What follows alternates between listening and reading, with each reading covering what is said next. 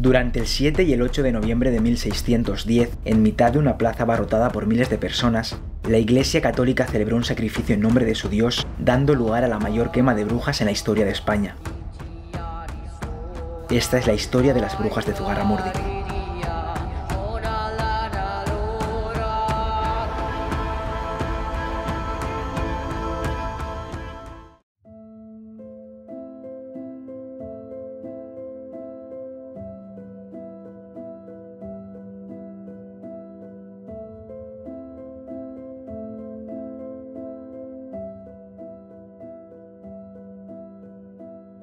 Más allá de los mitos y las leyendas sobre hechicería y cultos al diablo, la caza de brujas en Europa fue un acontecimiento histórico real que se llevó por delante la vida de miles de personas, en especial de mujeres, durante la Inquisición. Y es muy posible que si hablamos de juicios por brujería nos venga a la cabeza las brujas de Salem, tal vez el caso mundialmente más sonado, y es fácil imaginar que esto nos pudiera quedar muy lejano, pero nada más lejos de la realidad, ya que entre los siglos XV y XVIII la Inquisición desató semejante pánico en toda Europa que llegó a ser suficiente con que un vecino te acusara de brujería por cualquier cosa que se alejara de la moral católica para acabar en la hoguera o en la horca.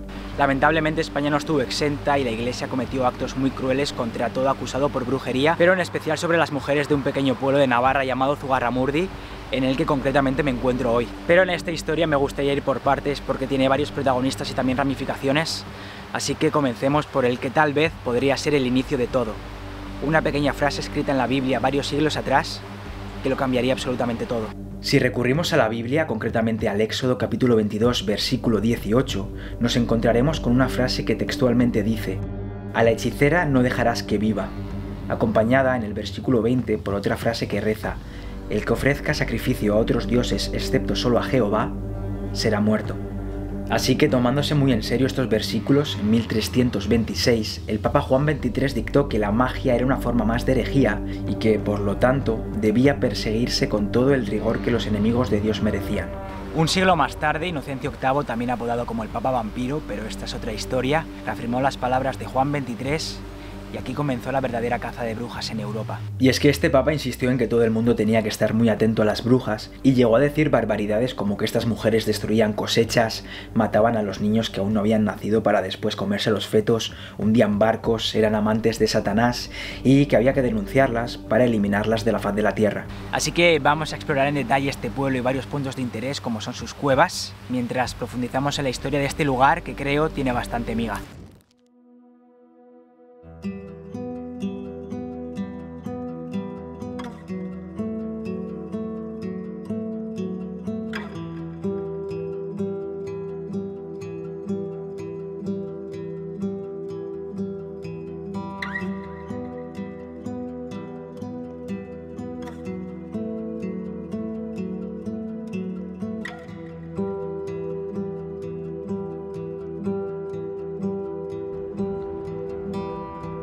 Mirad, esta es la iglesia del pueblo, que es bastante bonita, y si es de la época supongo que tuvo bastante protagonismo, pero es que mirad, por las condiciones en las que está, doy por hecho que está abandonada.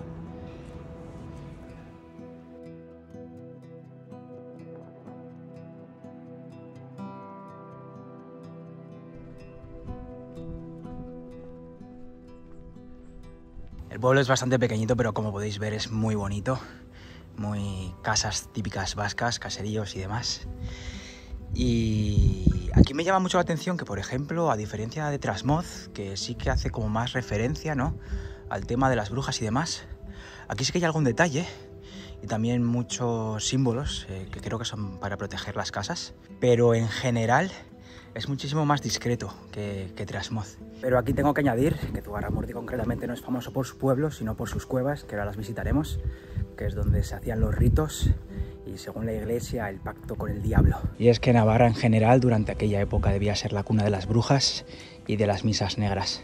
Pero para que esto llegara a ser así, la protagonista de esta parte de la historia y desencadenante de todo lo que viene a continuación fue una mujer en concreto llamada María Simildegui. Nacida en Zugarramurdi pero de padres franceses, María pasó parte de su adolescencia trabajando como criada en Labort, un pequeño pueblo del País Vasco francés, donde se realizaban muchos ritos paganos, en los que se adoraba al sol, a la naturaleza y se experimentaba con plantas y medicina natural. Se dice que un día María, animada por una amiga, asistió a uno de estos rituales y con el tiempo acabó convirtiéndose en bruja para más tarde acabar siendo ella misma maestra de futuras aprendices. Lo que sucede aquí es que en Francia en aquella época la brujería estaba tan perseguida y llegaron a condenar a tantísimas mujeres que muchas personas tuvieron que cruzar la frontera y refugiarse en España, eligiendo muchos de ellos Zugarramurdi como refugio. Aquí es donde María regresó a su pueblo natal y comenzó a realizar estos rituales que hacía en Francia en las cuevas y los bosques de Zugarramurdi junto con las vecinas de este pueblo. Lo que pasa es que un día María se arrepintió y fue a la iglesia para confesarse. Entonces aquí el cura le dijo que la única manera de encontrar el perdón de Dios era delatando a sus compañeras con las que hacía los rituales. Y aquí viene la primera acusación, y es que María Simildegui acusó a otra compañera suya, vecina, llamada también María, y claro, al principio, como es obvio, lo negó todo, pero la iglesia presionó tanto que al final acabó confesando y a su vez acabó delatando a más vecinas. Después de 4 meses de cárcel y tortura, todas las detenidas acababan confesando. Entonces la Inquisición dedujo que si todas afirmaban ser brujas, quería decir que el pueblo tenía que estar repleto de ellas. Y aquí hicieron una cosa llamada Edito de Fe, que en resumidas cuentas era una especie de espectáculo que hacían recorriendo los pueblos, metiendo miedo a los habitantes y anunciando que todo vecino que no denunciara a las brujas acabaría excomulgado e investigado. Y aquí se instala tal paranoia en el pueblo que la Inquisición de Logroño envía a 2 curas para que investiguen lo que está sucediendo. Pero estos curas, en vez de calmar las aguas, lo único que hacen es complicar las cosas más y comienzan a arrestar a todas aquellas mujeres acusadas de brujería para llevárselas a la prisión de Logroño. Pero vamos a dejar el resto de la historia para más tarde y pongamos rumbo a sus cuevas para conocer más de cerca este famoso lugar donde, según la iglesia, estas mujeres invocaban al diablo.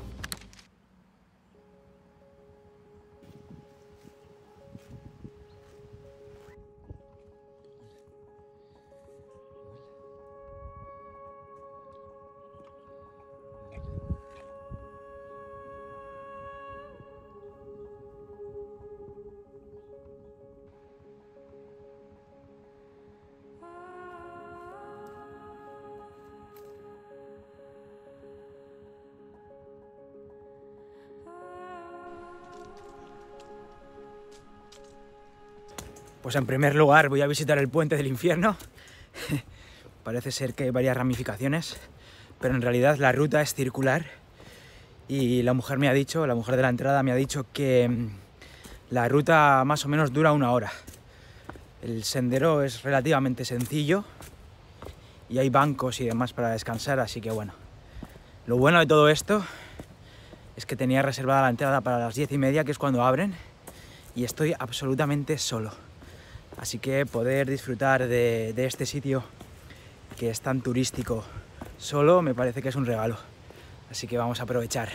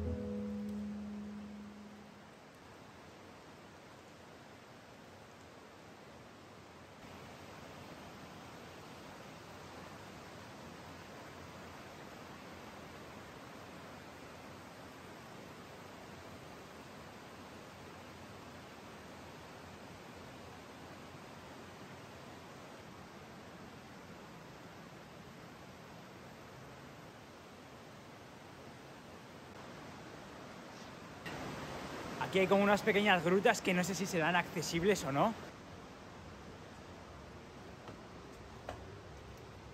No sé por qué me da que no se puede pasar por aquí, pero bueno, voy a probar.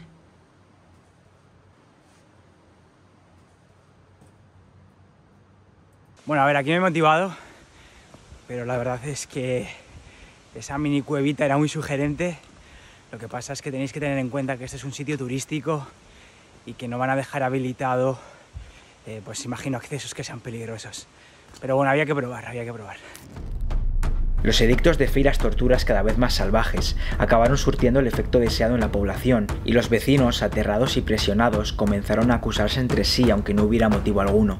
Y es que más valía que acusaras a alguien por brujería antes de que ese alguien acabara acusándote a ti. Y con esto me viene una pequeña reflexión, y es que me parece curioso que para la iglesia todo fuera brujería menos lo suyo, ¿no? Y a esto me refiero a que si una mujer experimentaba con hierbas o con medicina natural, era por ende una bruja que hacía pactos con el diablo, mientras que un hombre que convertía el agua en vino o devolvía la vista a un ciego era un ser divino enviado por Dios, ¿no? Creo que aquí a la iglesia se le veía un poquito el plumero, pero claro, a ver quién era el guapo que planteaba esta cuestión. Yo estoy convencido de que únicamente por haberlo pensado ya estaría ardiendo la hoguera.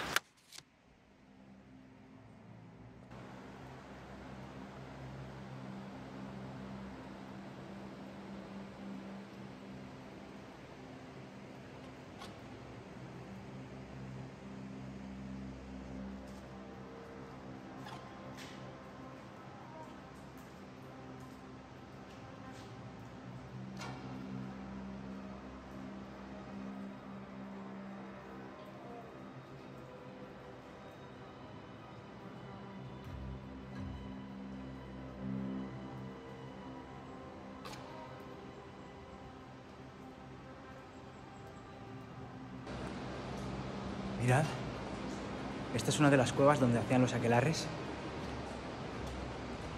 Y aquí, como pequeña curiosidad, para los que no sepáis euskera, y es que si dividimos las palabras aker significa macho cabrío y larre campo o hierba, entonces la propia palabra como tal, que no es vasca, ya hacía de alguna manera, ¿no?, referencia al diablo, porque si sabéis, el diablo era representado como el macho cabrío.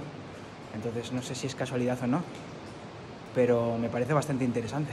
Vale, mirad qué guay, que la gente ha empezado a dejar tótems y demás con las rocas estas. Así que bueno, yo no voy a ser menos y voy a dejar aquí mi pequeña piedrita para que si alguien quiere continúe.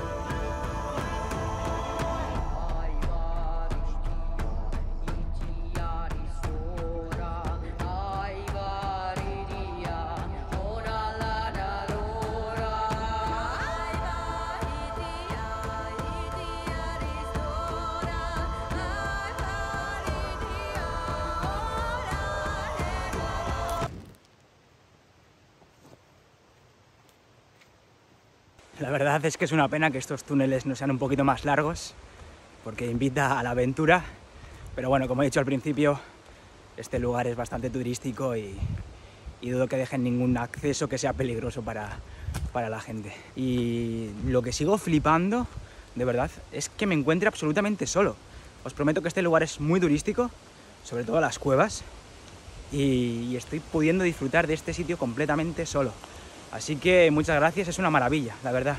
Y ahora sí, visitada las cuevas, ponemos rumbo al museo, que hoy sí que os traigo un museo de brujas. Os debía uno después del vídeo anterior. Y vamos a visitarlo mientras seguimos profundizando en la historia de este lugar.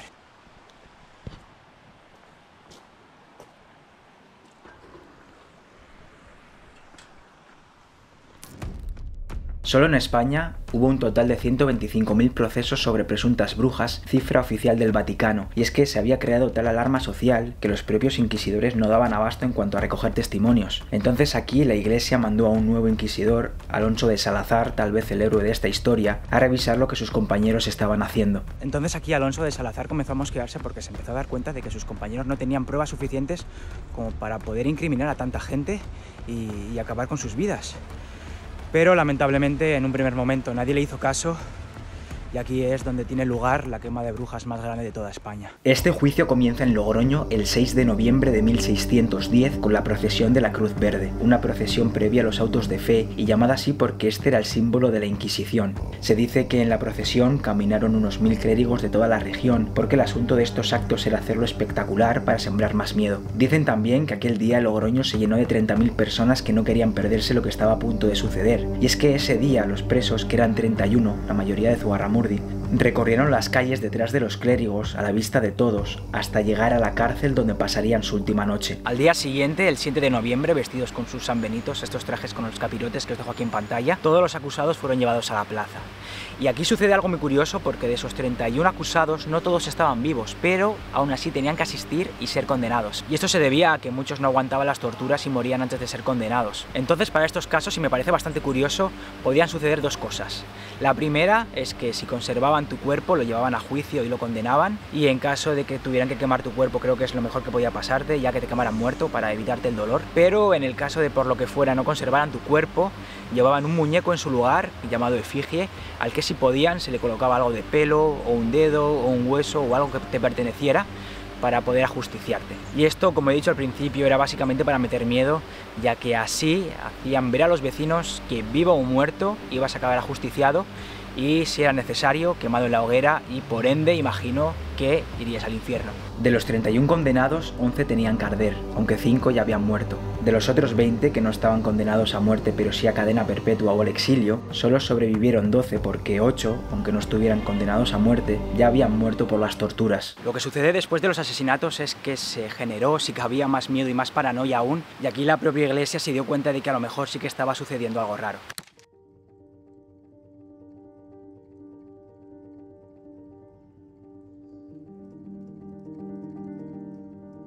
Mirad, no sé si se aprecia bien, pero aquí hay una infinidad de nombres que hacen referencia a todas aquellas personas acusadas, algunas de ellas perdonadas y otras sentenciadas.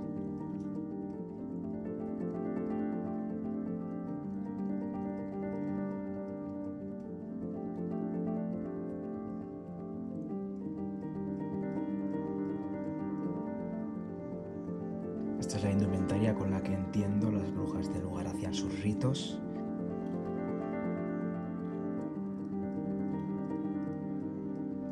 La jaula de madera en la que las presas eran llevadas a la cárcel de Logroño.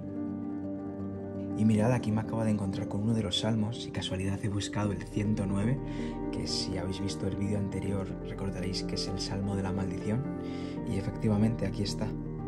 Los sanbenitos de los acusados, que eran marcados con la X con sus capirotes.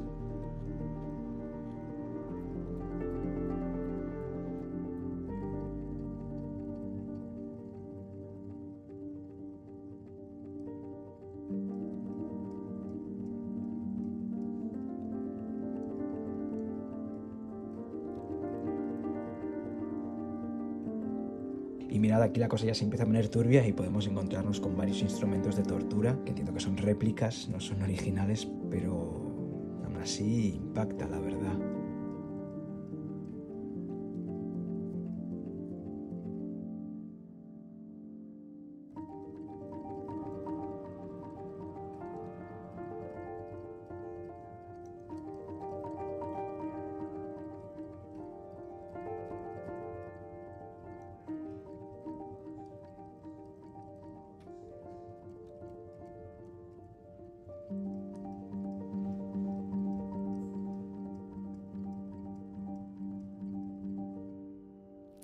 Experiencia corta pero intensa, en la que no podía faltar un pequeño souvenir y también un décimo de la lotería que la mujer bruja me lo ha bendecido para que me toque y sea rico y pueda seguir grabando muchos vídeos. Así que la verdad es que estoy muy contento. También estaba solo en el museo, así que no sé. Alonso de Salazar comenzó a viajar por todos los pueblos del norte, pero sobre todo del País Vasco y Navarra, entrevistando a los acusadores, llegando a la conclusión de que la mayoría de las acusaciones no tenían ni pies ni cabeza, y que realmente lo que estaba sucediendo era que los vecinos tenían tanto miedo que, aunque ellos mismos supieran que lo que decían era una farsa, no podían negar la existencia de las brujas, porque hacerlo sería negar al demonio, y en consecuencia, negar al demonio significaba negar a Dios. y a partir de entonces, gracias a su insistencia, la brujería dejó de estar penada con la muerte. Así que la única conclusión que saco con toda esta historia es que la Iglesia se llevó por delante la vida de miles de personas inocentes para nada. Y ojo, esto no me lo estoy inventando, son datos oficiales que ofrece el mismo Vaticano, así que de alguna manera la Iglesia se hace responsable y asume su parte de responsabilidad. Así que bueno, esta es la historia de las brujas de Zugarramurdi, dejadme saber en los comentarios si la conocíais o no, y nada más. Pero antes de despedir el vídeo me gustaría decir un par de cositas. La primera de todas es que sé que muchos me habéis recomendado Soportújar, ahora que estoy interesándome por este tipo de historias y demás, así que si veo que el vídeo tiene apoyo traeré más historias como esta. Y por otra parte me gustaría decir que, bueno, ya lo dije en el vídeo anterior, pero es posible que muchos no lo hayáis visto, y es que si todo va bien, en 2 semanas estaré en Polonia, estaré del 8 al 15 si no me equivoco. Así que voy a estar un par de semanas sin subir vídeo porque me gustaría preparar bien las historias del lugar. Estaré visitando Cracovia, Auschwitz y un pueblito llamado Zakopane, que creo que es uno de los pueblos más bonitos de Europa. Y nada más, lo que digo siempre, si te ha gustado este vídeo agradezco mucho la suscripción, ya que estoy intentando llegar a un pequeño reto personal de terminar el año con 10.000 suscriptores. Creo que va a ser posible, así que agradezco mucho el apoyo. Y por otra parte, si te ha gustado el vídeo también agradezco mucho el me gusta, ya que el me gusta ayuda a que este vídeo se siga compartiendo y la gente lo siga viendo por YouTube.